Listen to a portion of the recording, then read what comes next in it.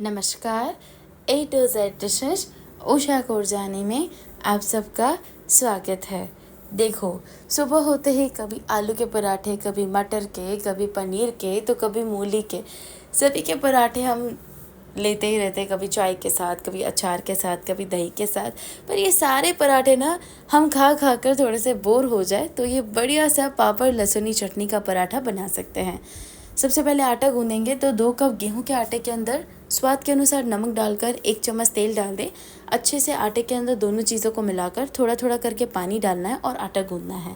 तो ये जो पापड़ लहसुनी पराठा है ना, इसके लिए ना आपको जो आटा गूँधना है वो ना ही ज़्यादा सख्त होना चाहिए और ना ही ज़्यादा नरम, मीडियम सॉफ्ट आटा गूँधना है। इसलिए एक साथ पानी डालने की गलती ना करें, थोड़ा थोड़ा कर ही पानी डालें। और देखो, कुछ इस तरह से आटा हो जाएगा जैसे हम रोटियों के लिए आटा गूँधते हैं ना, बस वैसे ही हमें गेहूं का आटा गूँधना है, सरल भाषा में कहूँ तो। अब ऊपर से थोड़ा सा घी या फिर तेल, दोनों में से आपको जो पसंद है वो आप लगा सकते हैं और आटे को अच्छे से मसल लें। लहसुनी चटनी बनाएंगे।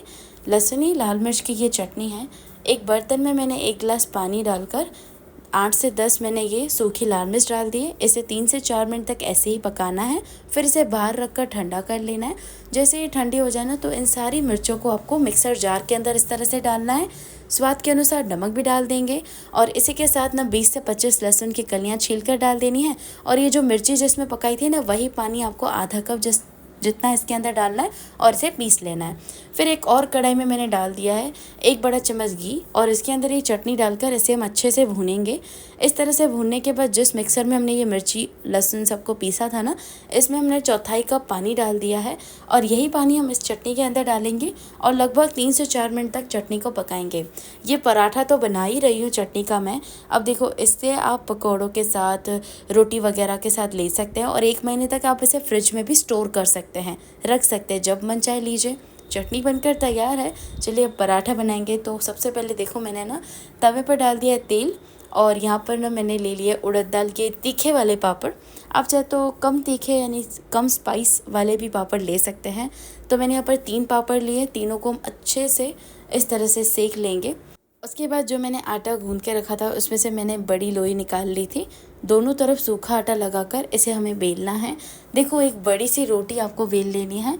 अब जो हमने ये चटनी बनाई है ना, वो चटनी ये पूरी रोटी पर अच्छे से लगाना।